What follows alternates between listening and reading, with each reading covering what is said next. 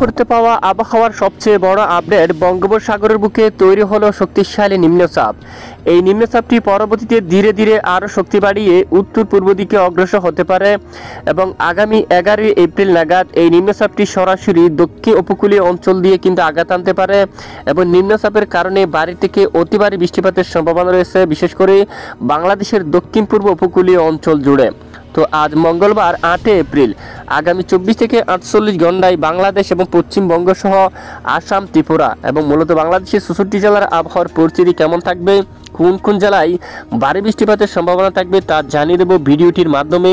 ভিডিওটি না টেনে শেষ পর্যন্ত দেখবেন, ভালো লাগলে লাইক করবেন।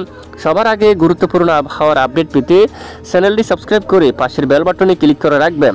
ভিডিওটি কোন জেলা থেকে লাইভ দেখছেন কমেন্ট করে জানিয়ে দিন।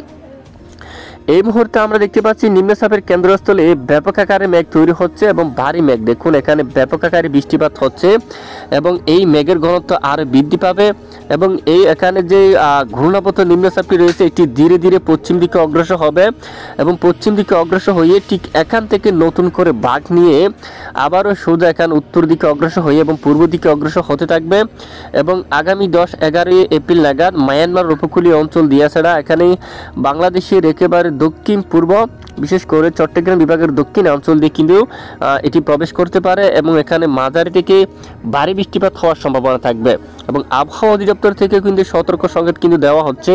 তো আমরা সরাসরি ইউরোপিয়ান মডেল থেকে আপনাদেরকে দেখিয়ে দিচ্ছি আজকের যে আবহাওয়ার পরিস্থিতি আমরা দেখতে পাচ্ছি। বাংলাদেশের একেবারে দক্ষিণ পূর্ব উপকূলীয় অঞ্চল দিয়ে কিন্তু মেঘ ভেসে বেড়াবে এবং দেখুন ধীরে ধীরে কিন্তু মেঘ প্রবেশ করছে, হালকা মেঘ, এবং আগামী 10 তারিখ থেকে মেঘের ঘনত্ব অনেকটা বৃদ্ধি পাবে। তো আসুন আমরা দেখি নিয়ে আজ কোন কোন জেলায় বৃষ্টিপাতের সম্ভাবনা, পাশাপাশি নিম্নচাপের প্রভাবে কোন কোন জেলায় ভারী বৃষ্টিপাতের সম্ভাবনা রয়েছে। তো প্রথমে যদি আমরা একটু দেখি নিম্নচাপের পরিস্থিতিটা, দেখুন একেবারে দেখুন মধ্য বঙ্গোপসাগর কিন্তু তাণ্ডব চালাবে আগামী বুধবার 9 এপ্রিল নাগাদ এবং এরপরে কিন্তু এটি দেখুন ধীরে ধীরে উত্তর দিকে অগ্রসর হবে এবং বৃহস্পতিবার 10 এপ্রিল নাগাদ এখানে দক্ষিণ ভারতের বিশেষ করে যে বাংলাদেশের দক্ষিণ পূর্ব উপকূলীয় অঞ্চলে কিন্তু প্রচণ্ড মেঘলা, দু-এক এলাকায় বিক্ষিপ্ত বৃষ্টিপাত এবং শুক্রবার 11 এপ্রিল থেকে ভারী বৃষ্টিপাত শুরু হতে পারে অধিকাংশ এলাকায়।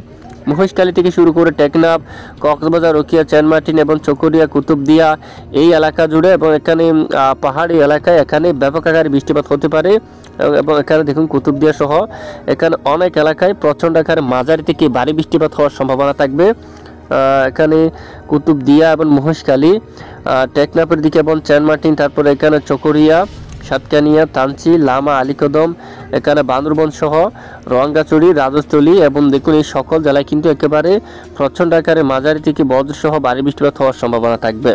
তো আজকের আবহাওয়ার পরিস্থিতি আমরা একটু দেখি। আজ মঙ্গলবার 8 এপ্রিল আজও কিছু কিছু এলাকায় বিক্ষিপ্ত ঝড় বৃষ্টিপাতের সম্ভাবনা থাকবে। চট্টগ্রাম বিভাগের দু-এক এলাকায়, বিশেষ করে চট্টগ্রাম বিভাগের পূর্ব দিকের পাহাড়ি এলাকায় বিক্ষিপ্ত বজ্রসহ বৃষ্টিপাতের সম্ভাবনা থাকবে। খুলনা, বরিশাল বিভাগের কিছু কিছু অংশে আংশিক বজ্রসহ বৃষ্টিপাতের সম্ভাবনা থাকবে। এছাড়া দেশের অন্যান্য এলাকায় আংশিক মেঘলা আকাশ নিয়ে বর্ষা থাকবে এবং এদিকেও ব্রাহ্মণবাড়িয়া, কুমিল্লা বা এর আশেপাশে এলাকায়, সিলেট বিভাগের দু-এক এলাকায় আজকে বজ্র বিদ্যুৎ সহ বিক্ষিপ্ত আকারে বৃষ্টিপাতের সম্ভাবনা থাকবে। তো এ হচ্ছে মূলত আজকের গুরুত্বপূর্ণ আবহাওয়ার আপডেট। এতক্ষণ আমাদের সঙ্গে থাকার জন্য অসংখ্য ধন্যবাদ।